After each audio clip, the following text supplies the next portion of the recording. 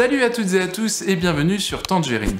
J'ai revu récemment le mythique film de Richard Curtis, Good Morning England. Pour celles et ceux qui ne l'auraient pas vu, ce long métrage parle d'une station de radio pirate appelée Radio Rock dans les années 60, dont les studios d'enregistrement sont situés sur un bateau ancré dans la mer du Nord, au large du Royaume-Uni. Si vous n'avez pas vu ce film, je vous le recommande très grandement.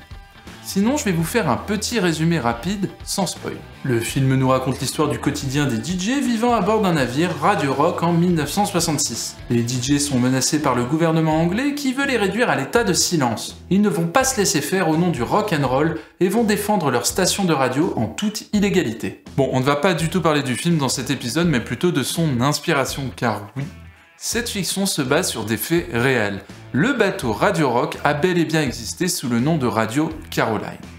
Une radio sur l'eau au nom de la culture ou simple blague faite au gouvernement, c'est ce qu'on va prendre le temps d'analyser ensemble dans cet épisode. Allez, c'est parti.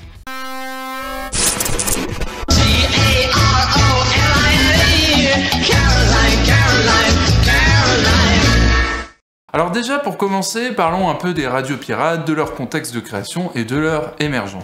Une radio pirate, c'est une station de radio qui émet sans autorisation administrative, c'est-à-dire qu'elle n'a pas l'aval du gouvernement pour exister. Elle est donc illégale, c'est pour cela qu'on l'appelle radio pirate. Ces radios pirates ont connu un essor important dans les années 60. À cette époque, c'est généralement l'État qui a le monopole sur les radios.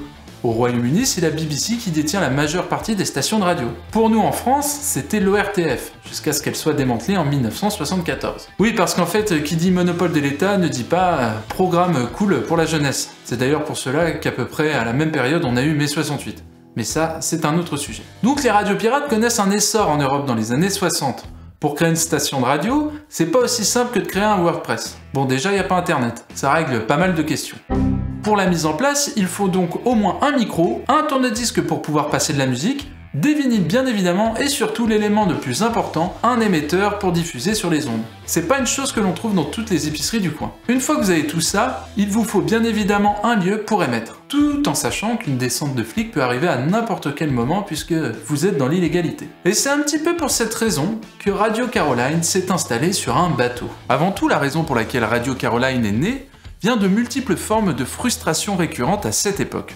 Premièrement, comme on l'a évoqué précédemment, la mainmise du gouvernement sur les radios, ce qui va empêcher de prôner une certaine liberté d'écoute chez les auditeurs, et notamment chez les plus jeunes. On est quand même dans les années 60, une très belle période pour le rock et la pop de l'époque. Le problème, c'est que la BBC ne diffuse que très peu de pop ou de rock. Les Beatles, les Rolling Stones ou même les Kings ne font pas vraiment le poids face à la musique classique, le jazz ou même les comptines pour enfants. La pop et le rock, à eux deux combinés, ne représentent même pas 1 heure d'écoute par jour. On est donc au début des années 60, les groupes de musique explosent de partout, et il n'y a qu'une seule station de radio dans le pays qui peut les diffuser, la BBC. C'est un peu tendu quand même, surtout pour un pays comme le Royaume-Uni, c'est pas comme s'ils comptabilisent un énorme paquet de groupes de rock.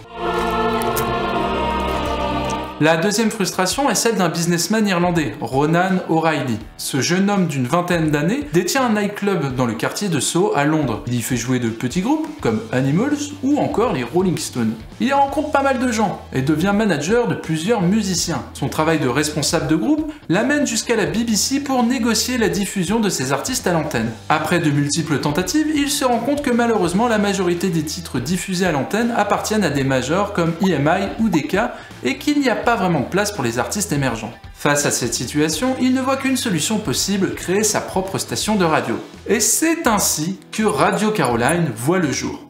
Comme quoi, on n'est jamais mieux servi que par soi-même. L'origine du nom est assez anecdotique. Ronan O'Reilly avait quelques mois auparavant fait un voyage d'affaires aux États-Unis. C'est en feuilletant un Life magazine qu'il est tombé sur cette photo. Caroline Kennedy et son frère, John Fitzgerald Jr., dansant dans le bureau ovale sous le regard de leur père. Ronan avait interprété cette photo comme à la fois perturbante mais ludique au sein d'un lieu à haute importance gouvernementale. Donc voilà, le bateau ne fait pas référence à une histoire d'amour ou à un titre de musique, mais tout simplement à la fille du président américain. C'est en février 1964 que Ronan O'Reilly fait l'acquisition du Frederica, un vieux ferry danois qu'il fait équiper d'une antenne, de transmission et d'émetteurs radio. Il crée la société Planet Productions, qu'il fait baser en Suisse et enregistre le bateau au Panama. Comme ça, rien n'est attaché au Royaume-Uni pour ne pas éveiller les soupçons de l'administration anglaise et tout reste légal. Et pour contourner le monopole d'État sur les radios, le bateau se positionne dans les eaux internationales, dans ce coin-là précisément. Il jette l'ancre et la toute première diffusion de Radio Caroline est inaugurée par les DJ Simon D et Chris Moore. Oui, parce que les initiales DJ, donc disque jockey, c'était le terme utilisé pour définir les personnes en charge de diffuser de la musique dans les années 60. Le premier morceau méticuleusement choisi et diffusé n'est rien d'autre que Not Fade Away des Rolling Stones. Oui, pas de rock sur les radios légales, donc on répond avec sur une station pirate. First record program on Radio Caroline. The first record is by the Rolling Stones, and I'd like to play it for all of the people who worked to put the station on the air, and particularly for Ronan.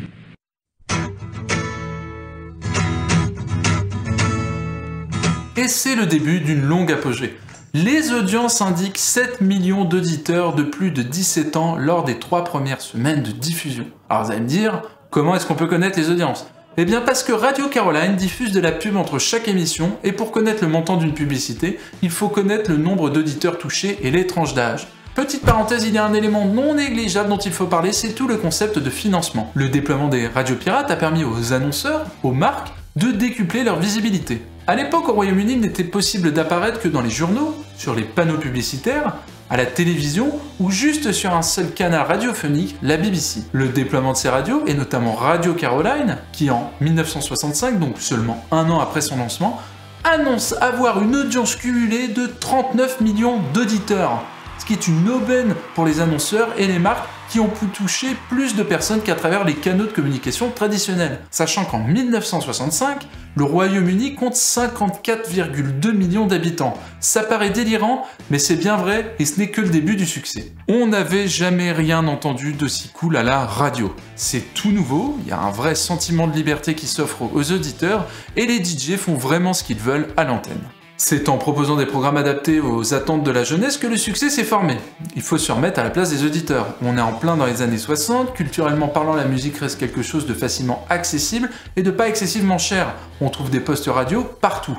Et là où la BBC radiophonique et télévisuelle ne veulent pas lâcher de l'ess et ne proposent que des programmes entre guillemets chiants pour une jeunesse qui veut se sentir vivante, notamment à travers la musique rock, eh bien Radio Caroline est l'une des solutions les plus accessibles qu'il soit.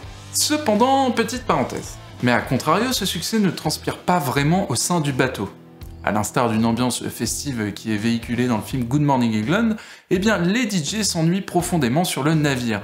Ils sont très mal payés, ne peuvent regagner la côte quand ils le veulent, et beaucoup ont le mal de mer, ce qui n'aide pas vraiment quand on vit sur un bateau.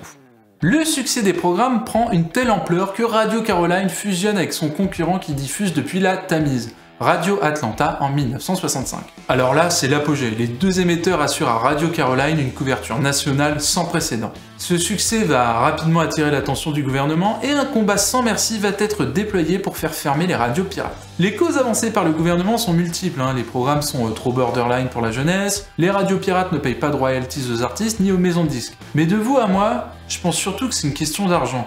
Lorsque l'on voit les audiences très élevées de Radio Caroline, et celle très faible de la BBC, eh bien le service public, donc rattaché au gouvernement, a du souci à se faire. Car plus l'audience est faible, moins les revenus publicitaires sont élevés. C'est d'ailleurs pour cela qu'en 1967, et grâce à ce monsieur, Harold Wilson, Premier ministre du Royaume-Uni, que le gouvernement anglais fait voter une loi interdisant la diffusion de publicité sur les stations de radio sans licence d'Angleterre. À la suite de cette loi, quelques semaines plus tard, soit le 30 septembre 1967, la BBC lance Radio One, sa première station de radio dédiée à la musique pop. Et devinez quoi ? Plusieurs DJ de radio pirate y sont les principaux animateurs.